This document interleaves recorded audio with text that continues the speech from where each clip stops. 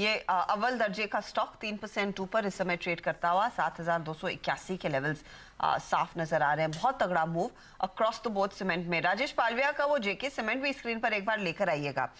इन्होंने अभी अभी वो ट्रेड दिया, 3,300 का टारगेट कह रहे थे, 3228 के लेवल्स पर हैं। अमित, आपने क्या सीमेंट पर नजर डाली है? आज सुबह में हम दालमिया भारत देख रहे थे, इंडिया सीमेंट में अच्छी खासी खरीदारी देखने को मिली है। वहां पर कुछ अपॉर्चुनिटी है या फिर बिग बॉयज के साथ ही रहेंगे आप, जो अल्ट्राटेक, ग्रासिम या फिर अंबुजा में देखी जाए? हर्षिता मैम, कल क्लोजिंग में बीटीएसटी में अल्ट्राटेक दिया था, दैट इज अप लगभग 3%। सुबेरे भी अल्ट्राटेक की टॉप कॉल में रिकमेंड किया था, टारगेट से 7300 के तो ऑलमोस्ट उसके पास आ गया है। बिग बॉयज के साथ रहना चाहता हूँ। अल्ट्राटेक का स्ट्रक्चर इसलिए पॉजिटिव है, अगर हम देखें तो इसने लगभग 1 से 1.5 साल की जो रेजिस्टेंस ही लगभग 7100 के लेवल्स क्रॉस किया है। इसमें एक बहुत ही अच्छा inverse head and shoulder pattern है। शॉर्ट टर्म के लिए अगर कोई है तो डेफिनेटली प्रॉफिट बुक कर सकते हैं, लेकिन अगर कोई पोजिशनल कोई होल्ड करना चाहता है तो इसमें बहुत लंबे टारगेट्स अनफोल्ड हो रहे हैं।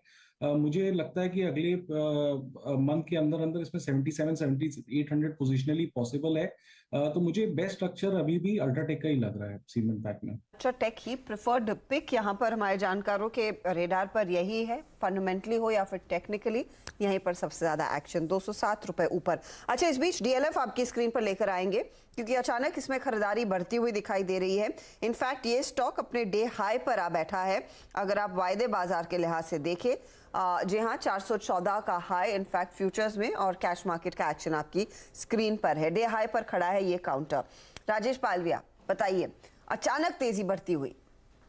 बिल्कुल, पूरे रियल एस्टेट पैक में ही तेजी यहाँ पे आते हुए दिख रही। कल के सेशन में भी अच्छा एक्यूमुलेशन था और आज अब डीएलएफ में जो मूव बना इसने अप्रैल 2024 के लेवल को भी अब क्रॉस करते हुए दिख रहा है। तो एक मल्टीपल रेजिस्टेंस जोन का ब्रेकआउट ये करते हुए दिख रहा है।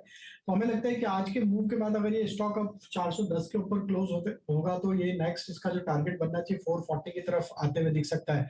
तो बाय करने की सलाह है। और जिस तरीके से ब्रेकआउट हुआ, हमें लगता है ट्रेडिंग पॉइंट ऑफ व्यू से जो इमीडिएट टारगेट यहाँ आ सकता है वो करीब 422 424 की तरफ आते हुए दिख सकता है। स्टॉप लॉस होगा करीब यहाँ पे करंट लेवल पे 404 के आसपास। ओके, चलिए, ज़बरदस्त इस समय मूव इन सब इंडिविजुअल स्टॉक्स में आते हुए। अब एक काम करते हैं, सोशल मीडिया पर फर्जी एमटीएम और फेक इन्वेस्टमेंट एडवाइजर्स पर सीएनबीसी आवाज़ की मुहिम के असर की बात करते हैं। सबसे पहले तो दिखाते हैं किस तरीके से हमने ये मुहिम उठाई थी और क्या इसका असर आया है।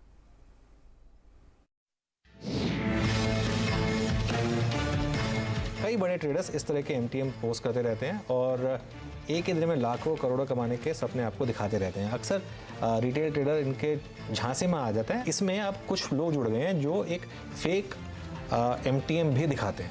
उसके बाद वो क्या करते हैं, उसके बाद वो कहते हैं, अच्छा आपने देखा मैंने इतना पैसा बनाया, क्या आपको भी बनाना है पैसा, तो आइए मेरा कोर्स ज्वाइन करिए। स्टॉक मार्केट एक ऐसा प्रोफेशन है जिसमें अगर आप खुद इतना पैसा कमा सकते हैं तो क्यों चाहिए आपको कि आप अपना कोर्स बेचें 20,000 रुपये में या 25,000 रुपये में।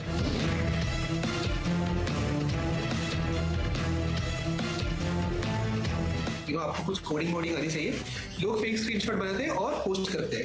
इस तरह से मेनली स्क्रीनशॉट बनाए जाते हैं। ट्रेडर्स, मार्केट विशेषज्ञ लोग, जैसे कि जो लोग कोर्स बेचते हैं, सबको हम ट्रैक करते हैं। तो हमने देखा कि सारे स्क्रीनशॉट गायब हो गए। तो उस तरह से मैं बोलूंगा कि स्क्रीनशॉट काफी कम हो गए।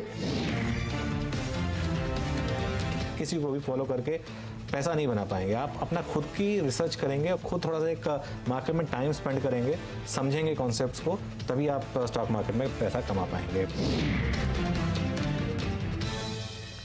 ओके, और सेबी ने एक बड़ा एक्शन ऑलरेडी लिया है। हमने इस पर चर्चा भी की थी कि एक अनरजिस्टर्ड एडवाइजरी के अगेंस्ट एक 6 करोड़ का ऑर्डर आया है, जो उन्होंने बेसिकली फीस ली थी वो वापस लौटाने को कहा गया है। और जो हम देख भी रहे थे पिछले 3-4 दिन में, काफ़ी और कंपनियां हैं जो अब सेबी के स्कैनर में हैं।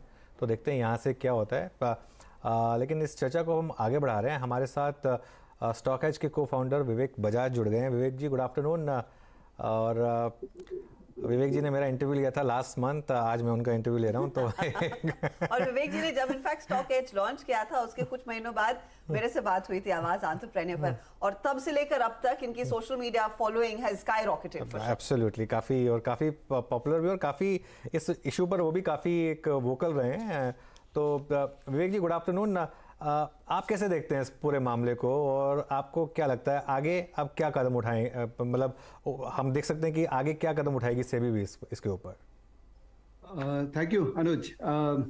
देखिए, ये जो ऑर्डर आया ना, पहले ये ऑर्डर को मैं सबको रिक्वेस्ट करूंगा, आपके जितने भी व्यूअर्स हैं, प्लीज ये ऑर्डर पढ़िए, बिकॉज ये ऑर्डर सिर्फ नोटिस इज नॉट टू जो गलत किए हैं, ये नोटिस हम सब के लिए हैं जो एडुकेट होना चाह रहे हैं कि मॉडस ऑपरेंडी कैसे है, चीजें कैसे वर्क करती है। और बहुत ही सिंपल ऑर्डर है, इतना सरल लैंग्वेज में इसको बताया गया है। वैसे ये ऑर्डर और सोशल मीडिया का जो हम मुद्दा बात करें, दोनों अलग अलग चीजें। ये तो एक क्लासिक केस है जहां पर इंदौर बेस्ड इन्वेस्टमेंट एडवाइजर है जिसने वो सारे काम किए जो उसको नहीं करना चाहिए था एज एन इन्वेस्टमेंट एडवाइजर। और जो रूल बोलता है कि इन्वेस्टमेंट एडवाइजर को रिस्क प्रोफाइलिंग करना पड़ेगा, सेबी के प्रश्नों के जवाब देने पड़ेंगे, बहुत ही बिंदास वे में वो रूल्स को तोड़ा गया है, इसलिए सेबी का बहुत स्ट्रिक्ट एक्शन इनके ऊपर आया। अब जो सोशल मीडिया में जो चल रहा है कि वहां पर भी एक kind of irregulated dark pool चल रहा था जहां पे investment so called investment advisers जो बिना लाइसेंस लिए काम कर रहे थे, they have always obviously got scared कि भाई एक ऑर्डर आया तो उनके ऊपर भी ऑर्डर आ सकता है। I think it's a great first step and Anuj, आप जहां जाते हैं वहां पर एक रिपल तो क्रिएट हो ही जाता है, तो this is definitely going to a good path. SEBI I think जितना मैंने इंटरेक्शन किया है, जितना मैं उनको समझता हूँ, और जो लीडरशिप अभी है, they know exactly what goes on, because जो लीडरशिप है उन्होंने इस इंडस्ट्री को उस साइड ऑफ द मार्केट से भी देखा है। I think she has a very strong clarity कि कैसे जो इलिसिट चीजें चल रही है उसको कंट्रोल करना चाहिए, and I think this is just a few steps to that larger purpose. Absolutely. और जो विवेक जी ने बात बोली ना, बिल्कुल वो थोड़ा सबको समझना चाहिए, ये ऑर्डर सबको पढ़ना चाहिए। और एक और चीज़, सेबी के पास जो आर्टिफिशियल इंटेलिजेंस के सॉफ्टवेयर हैं और जो सेबी आजकल ट्रैक करती है सबकी कॉल्स वगैरह, सबके एक्सपर्ट्स की भी कॉल्स वगैरह, कि उनमें कहीं पहले ही पोजीशन तो प्लेटफॉर्म पर हर प्लेटफॉर्म पर, सिर्फ सोशल मीडिया पर नहीं, टीवी चैनल्स पर हो रहा है, टीवी चैनल्स पर हो रहा है, दूसरे अखबार में अगर कोई ट्रेड लेख लिख रहा है उसको भी ट्रैक किया जा रहा है, उसको भी ट्रैक किया जा रहा है। और टेलीग्राम चैनल्स जो एक बहुत बड़ा एक सोर्स बन गए हैं। एक अच्छा, देखिए ऐसा सब बुरे नहीं है, मैं एक बात फिर बोलूँगा कि कुछ जेन्युइन लोग भी हैं और कुछ मतलब वाकई में अच्छा काम भी कर रहे हैं, लेकिन प्रॉब्लम क्या है कि फिर सब एक कैटेगरी में आ जाते हैं। ये एक तो ये तो कहीं ना कहीं एक फैक्टर हमेशा रहता ही है। तो लेकिन हाँ, एक चीज़ है, अगर आप कुछ गलत काम करें तो प्लीज़ ना करें। देखिए जैसे मैं कह रहा हूँ, ये और खासतौर से जो विवेक जी ने कहा, अभी जो करंट लीडरशिप है सेबी की, वो क्लियर है अपने मैंडेट में कि उसको क्या करना है यहाँ पर। और एक अब सेबी का डर है, एक चीज़ ध्यान रखिए, बहुत टाइम से 3-4 साल पहले तक सेबी का कुछ डर नहीं था, अब सेबी का एक डर है एक इन चीज़ों को लेकर, तो उससे भी एक क्लियरली एक इम्पैक्ट आ रहा है। अच्छा विवेक जी, एक जो चीज़ मुझे 3-4 लोगों ने फीडबैक दिया, उन्होंने मुझे कहा है कि मैं सेबी तक भी इस चीज़ को पहुंचाऊं कि वो रजिस्टर होना चाहते हैं लेकिन कुछ दिक्कतें आती हैं उनको। हालांकि इसमें एक 2 व्यूज़ हैं, उस पर भी आपका एक व्यू है कि थोड़ा सा, क्योंकि ज़रूरत है इस समय देश को कि ज़्यादा अच्छे लोग रजिस्टर्ड हों और रजिस्टर्ड होकर एडवाइस दें। जी, तो यू नो 2 तरह के एडवाइजर की बात करते हैं, एक इन्वेस्टमेंट एडवाइजर और एक रिसर्च एनालिस्ट। इन्वेस्टमेंट एडवाइजर का रोल होता है कि एक क्लाइंट का रिस्क प्रोफाइल को देख के उसको एडवाइस करे, एग्जीक्यूट ना करे, एडवाइस करे कि तुमको ये करना चाहिए एज अ पोर्टफोलियो लेवल। और रिसर्च एनालिस्ट का रोल होता है कि आपको बस स्टॉक बता दे और उसकी स्टडी आपके साथ में शेयर कर दे। तो दोनों का रजिस्ट्रेशन प्रोसेस डिफरेंट है, दोनों का ऑब्जेक्टिव बहुत डिफरेंट है। प्रॉब्लम ये हो रहा है कि एक तो जब अप्लाई करते हैं और जब तक लाइसेंस आता है उसमें समय बहुत लग रहा है। तो ये तो मेरी हमेशा से रिक्वेस्ट रही है कि can be reduce this whole timeline जो लगता है ना एक एप्लीकेशन करने, बाय द टाइम आपके पास आता है आप ऑलरेडी डिमोटिवेट हो गए कि उस काम को आप क्या करें। दूसरा, इसमें कई क्वेश्चंस हैं, कई आंसर्स की रिक्वायरमेंट है जो शायद राइट फोरम पे उसके आंसर्स मिल नहीं पा रहे हैं, इसलिए लोगों का एक रेजिस्टेंस है कि ये करें क्या। जैसे फॉर एग्जांपल कोई रिसर्च एनालिस्ट है जिसने स्टॉक पे स्टडी किया और वो स्टॉक पे कन्विंस्ड है। अब रेगुलेशन ये बोलता है कि आप 30 दिन पहले ही वो स्टॉक को लेंगे और 5 दिन बाद ही वो स्टॉक को या तो ले सकते हैं या बेच सकते हैं। अब प्रॉब्लम ये है कि आज मैं अगर कन्विंस हूं इस प्राइस पे और मैं 30 दिन का विंडो रखूंगा तो बाय द टाइम हो सकता है कि वो प्राइस ही चला जाए।